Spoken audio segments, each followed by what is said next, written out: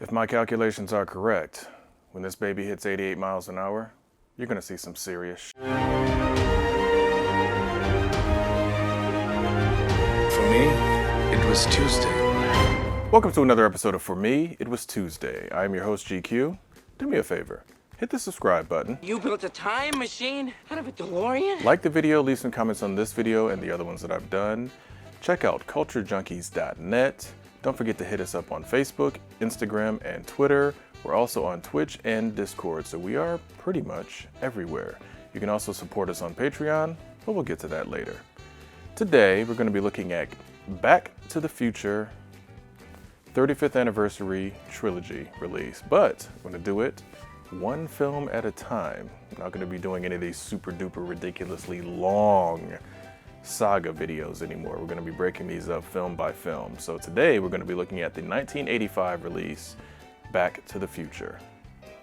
Directed by Robert Zemeckis, starring Michael J. Fox, Christopher Lloyd, Lea Thompson, Crispin Glover, and Thomas F. Wilson.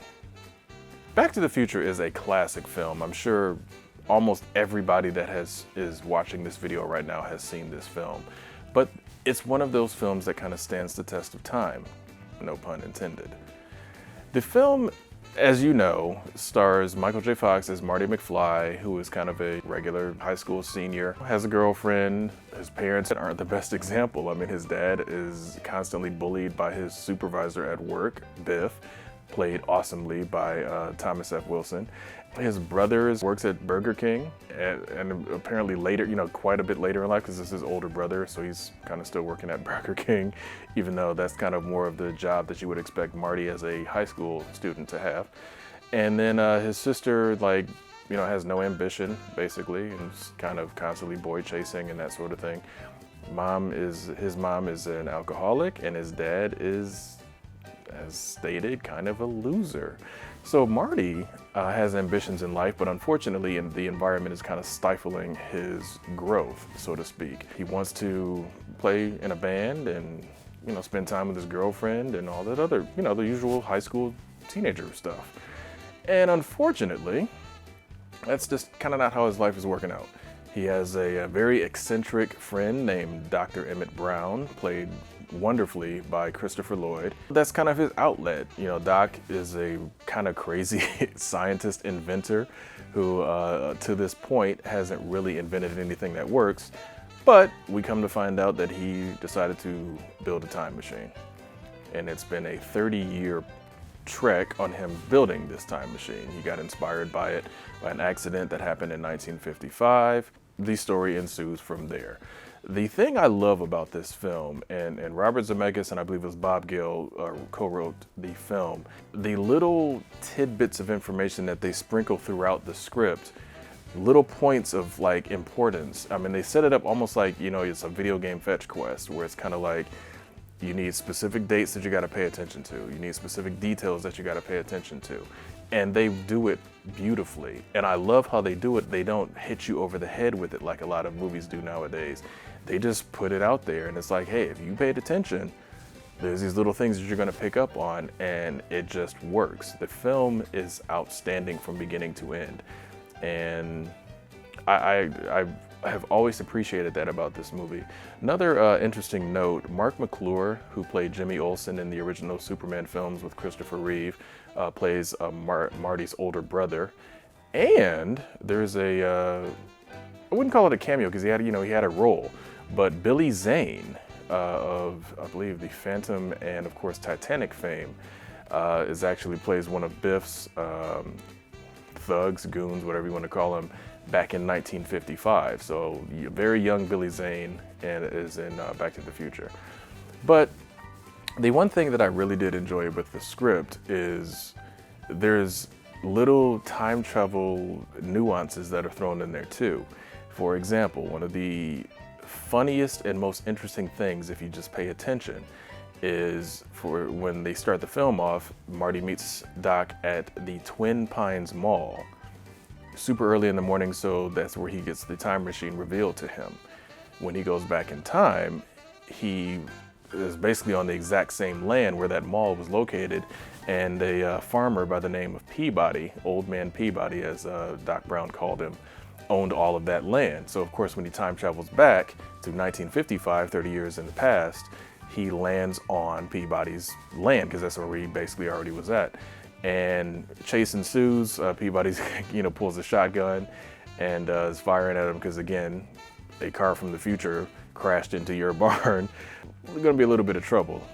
So takes a couple shots at him, and as he's being chased off the land, he crashes through one of Peabody's twin pines. So he killed one of the twin pines, and when he travels back to the future, near the end, basically at the end of the film, the mall is now named the Lone Pine Mall. So there's little touches that they put in there, and they don't make a huge deal about it. It's just, if you pay attention, you notice it. If you don't pay attention, videos like this kind of help you out and you see some of the differences and some of the nuance. So I definitely love that about this film. I love the nightmare scenario of, a kind of cooler, hip kid travels back in time and his mom likes him, more so than his, soon-to-be father. So I love that nightmare scenario, and they played it so beautifully in this film because, Lea Thompson, of course, plays Lorraine, who is his mother, obviously in the present and then also in the past. And Lea Thompson's a very attractive young woman, and it's really played really well. It's, obviously it's weird and crazy, but at the same time, it's the ultimate nightmare scenario. It's like, hey, your mom likes you like that. It's like, hell no. Absolutely not. So I did enjoy, I've always thought that was just a hilarious twist that they did with the story. And I even like the nuance when Marty meets the younger version of Doc and is trying to convince him that, hey, I am from the future. And, tells him about, Ronald Reagan being the current president at the time and all that sort of thing.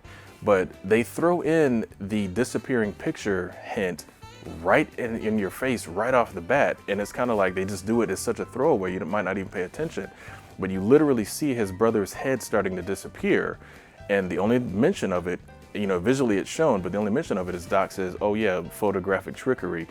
They did such a poor job trying to act as if you're, this is a future photo that they cut off your brother's hair.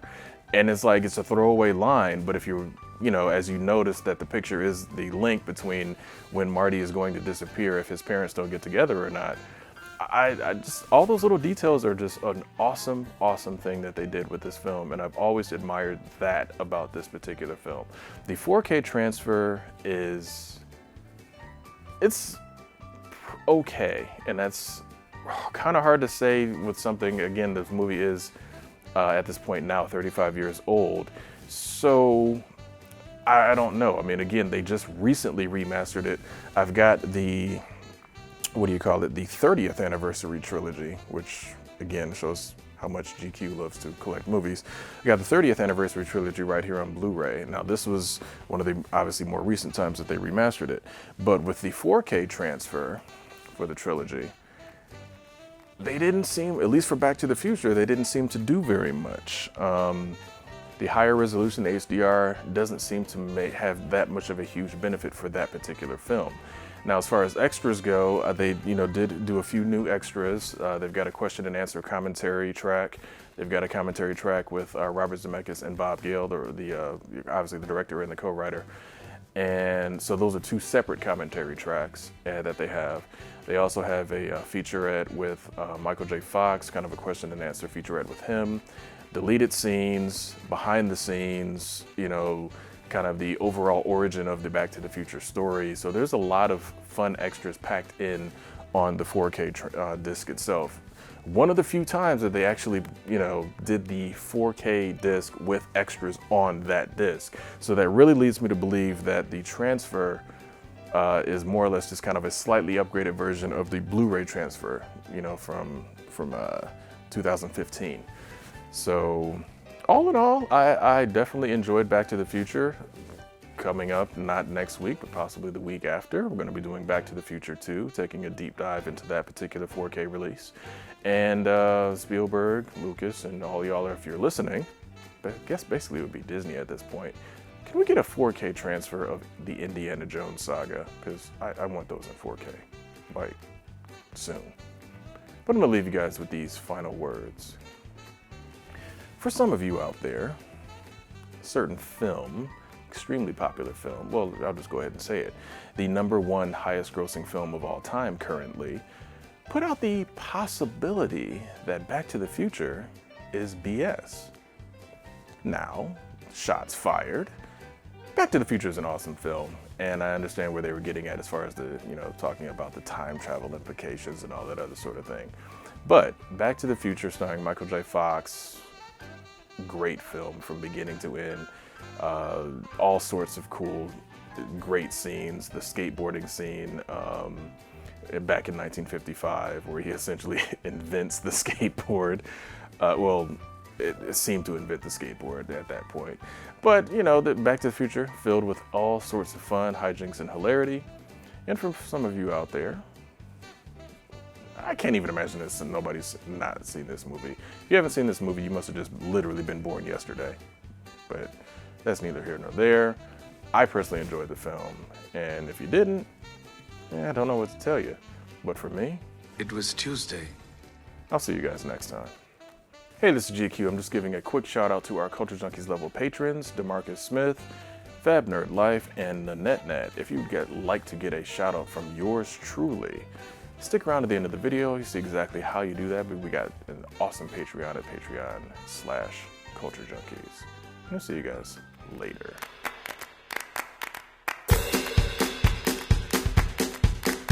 If you're enjoying our content, please consider going to our Patreon and becoming a supporter. There are different tiers to select from, and we thank you for your support.